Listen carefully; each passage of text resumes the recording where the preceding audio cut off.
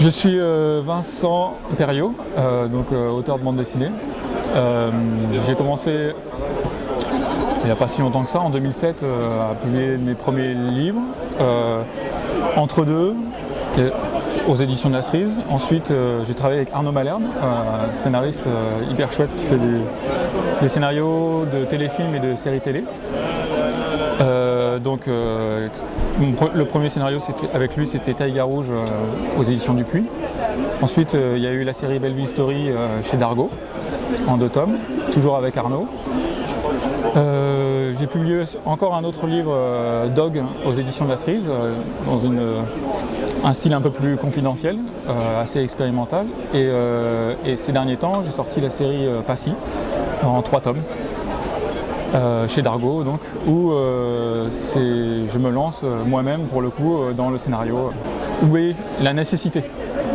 La maturité, je ne sais pas, parce que Passy, c'est une première expérience un peu assez particulière, dans le sens où c'est un scénario que j'ai écrit au fur et à mesure. C'est-à-dire que je commençais la première case de ma page et je ne savais pas ce qui se passait à la fin de ma page. Donc autant dans les dialogues que dans les dessins. Et donc j'ai créé comme ça ce petit monde avec ce personnage de Passy qui est inspiré d'un ami à moi rwandais, dont j'ai un peu capturé entre guillemets son caractère et le réinjecté dans ce personnage complètement fictionnel.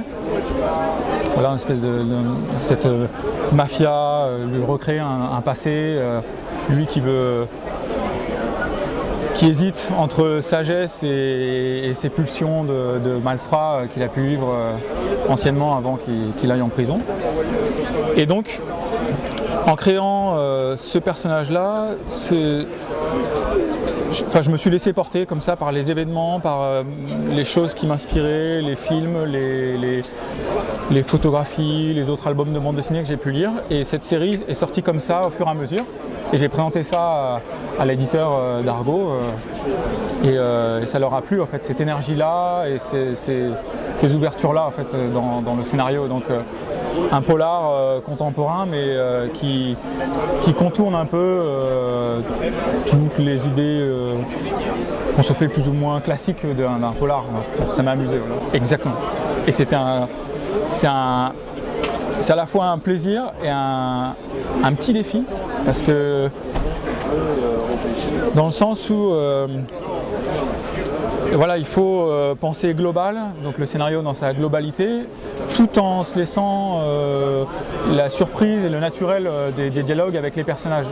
Donc quand je commençais ma journée, je savais plus ou moins ce que j'allais raconter dans telle ou telle scène, mais je ne savais pas comment, avec quel type de dialogue, si ça allait s'étirer en longueur ou pas. Et voilà, c'est ce qui m'a plu en fait dans ce type d'exercice de création. Ouais, mais complètement. Et alors, soit se refuser, soit au contraire anticiper avec gourmandise ce qui allait se passer et en fait trouver que en fait ce qu'on avait imaginé à la base et ce qu'on voulait absolument mettre n'est plus nécessaire. Et ça aussi c'est assez intéressant voilà, en tant que pour l'apprentissage du scénario, dans les mécanismes et des choses comme ça. Hyper intéressant. Entre deux.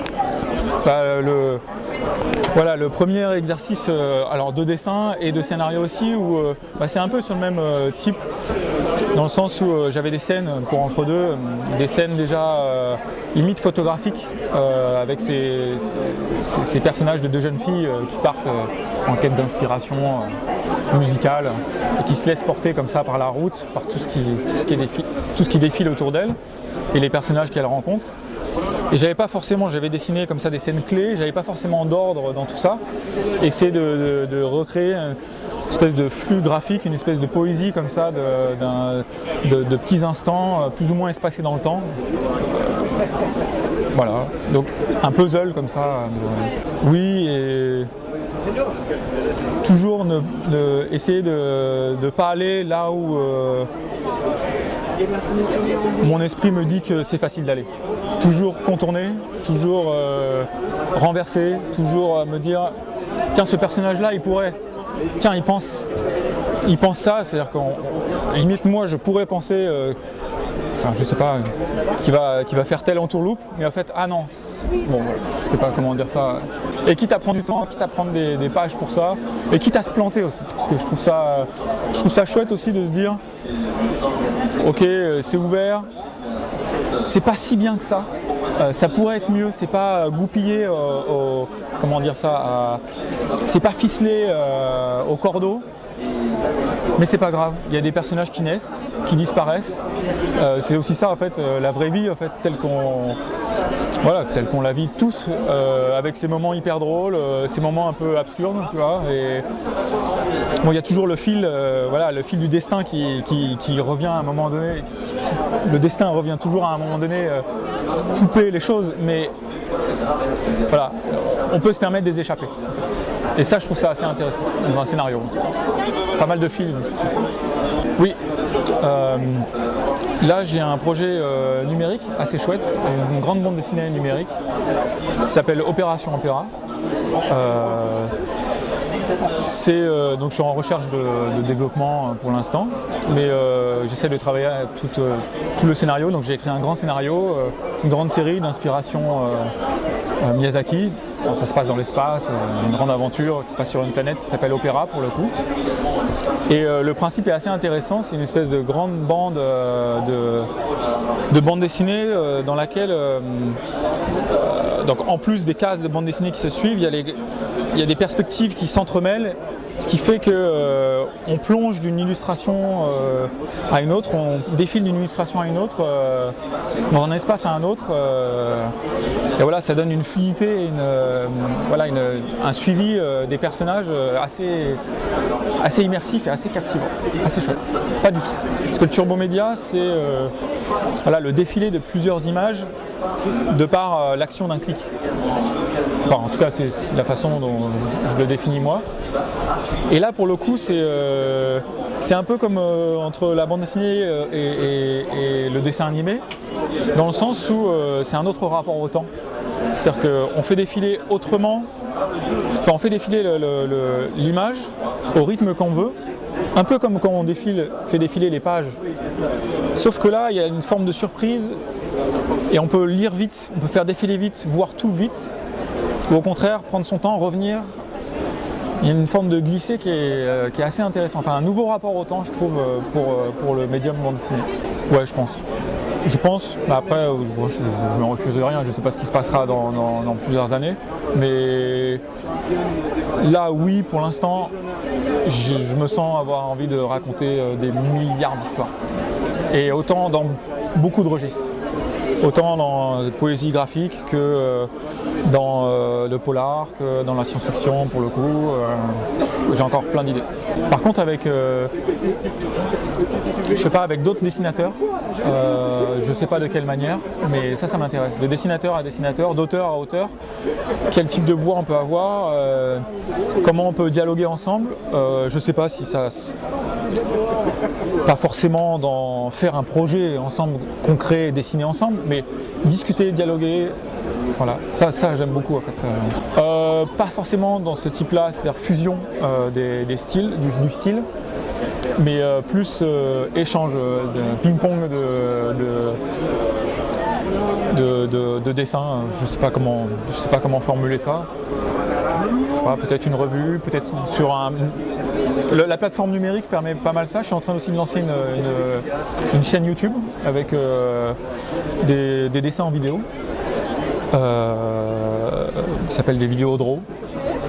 Et donc avec des amis musiciens, j'accole les musiques à des grands dessins que je fais, des immenses dessins que je fais, je sais pas, d'1,50 m sur 50 cm pour le dernier que j'ai fait.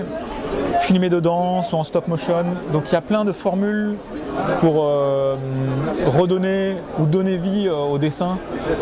Alors soit quand il a été fait, ou soit quand il est en train d'être fait. Et ça peut être intéressant avec mon style de dessin, mais avec plein de styles de dessin. Voilà. Donc je lance cette chaîne YouTube. Il y a mes dessins au début, je pense qu'il y aura des dessins d'autres auteurs. Facile. Avec les quelques personnes avec qui je discute de potentiels projets. c'est pas non plus sur le thème de la pure improvisation, de se laisser aller à savoir qu'est-ce qu'on va raconter. Non, c'est vraiment plutôt avoir une vision globale, limite revue, tu vois. Laisser parler chacun, que peut-être les strips ou les planches de chacun se répondent, mais qu'il y ait peut-être une unité scénaristique ou voilà. Enfin, moins dans l'invention et l'euphorie d'avancer comme ça. Vraiment réfléchir. C'est pas une influence pour le coup parce que j'ai vu après, mais c'est un film que j'ai vu il n'y a pas longtemps d'un japonais dont je me souviens plus le prénom, qui s'appelle Shindo, cinéaste des années 60 si je me souviens bien, 60-70, et le film s'appelle Onibaba, je le conseille à tout le monde. Un film magistral en noir et blanc, d'un Japon un peu... Bon, je vais pas raconter l'histoire, mais Onibaba, voilà. Qu'est-ce qu'il y a d'autre je me souviens de The Wire, une série qui m'avait pas mal captivé dans cette espèce de façon à la limite du documentaire d'investir un lieu, une problématique dans une ville, des personnages très construits et qui pouvaient se permettre aussi certains écarts avec un sujet fort, des sujets forts selon les saisons. Ça m'avait pas mal marqué. Et puis en littérature, Last Exit to Brooklyn, je me souviens je sais plus quel... je me tape sur les doigts moi-même, je me souviens plus. Qui est une espèce de roman complètement éclaté avec des voix, des gens qui hurlent, d'autres des introspections, des questionnements sur qu'est-ce qu'on fout là, qui se passe aux États-Unis, dans une espèce de cité et qui entrecoupe plein de personnages. Donc voilà, toujours des choses plus ou moins chorales avec plusieurs personnages qui s'entrecoupent, qui vrillent comme ça. Ça j'aime beaucoup. Ah là, j'ai pas d'idée.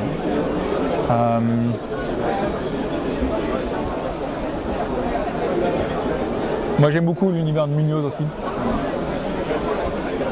pour parler de bande dessinée, qui lui injecte dans chacun de ses personnages, autant dans les personnages principaux, secondaires, et même le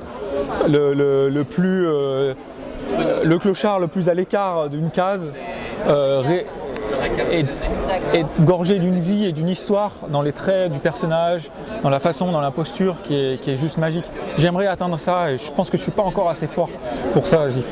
Je creuse encore plus cet amour de l'attitude, des vêtements, de qui est le personnage. Je le fais dans certains personnages, mais dans tous. Tu vois, le penser dans tous. Et ça, je trouve ça super intéressant.